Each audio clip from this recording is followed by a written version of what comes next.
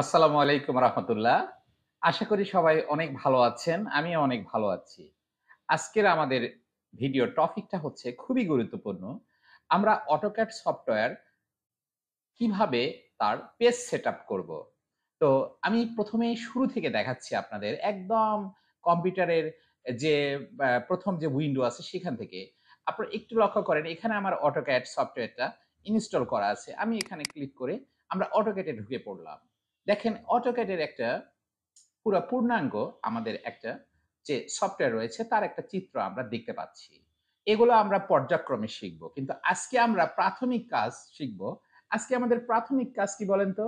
Page setup করা।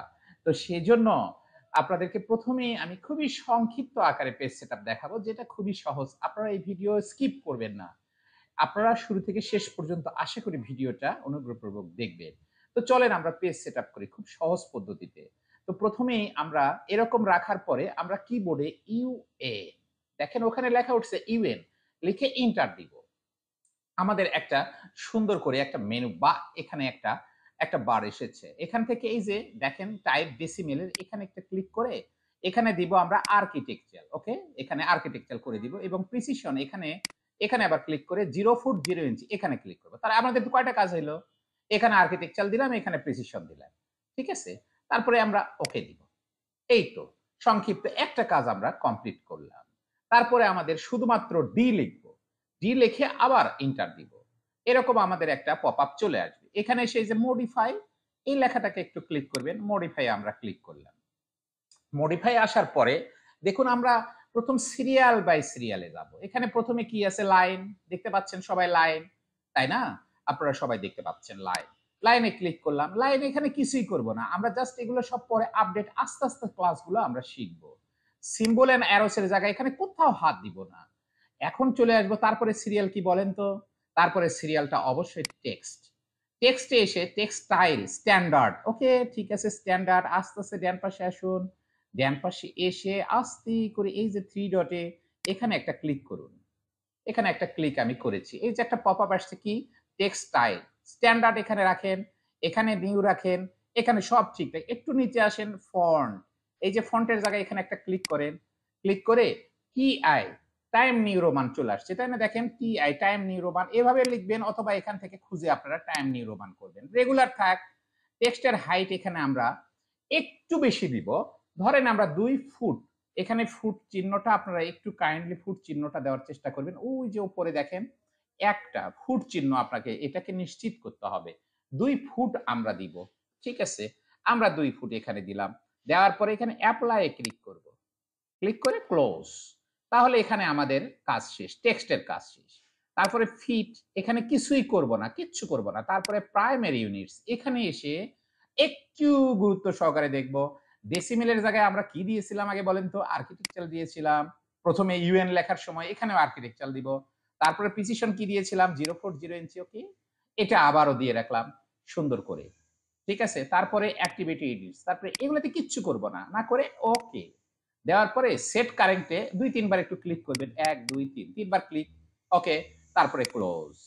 আমাদের প্রাথমিক কাজ কিন্তু আমরা শেষ করেছি। ঠিক আছে? তো আমাদের এখন পেজ সেটআপটা আমাদের হয়েছে কিনা এটা তো আসলে দেখার বিষয় যে আমার পেজ সেটআপটা হইলো কি হইল না এটা আমাদের পরীক্ষা করার বিষয় আছে। তো সেজন্য আমরা পরবর্তীতে সবগুলা এগুলা ফাংশন সব একটা করে আমরা শিখব। কিন্তু ১ম এ এখানে কি বলে? এখানে কি লেখা উঠলো বলেন তো? লাইন।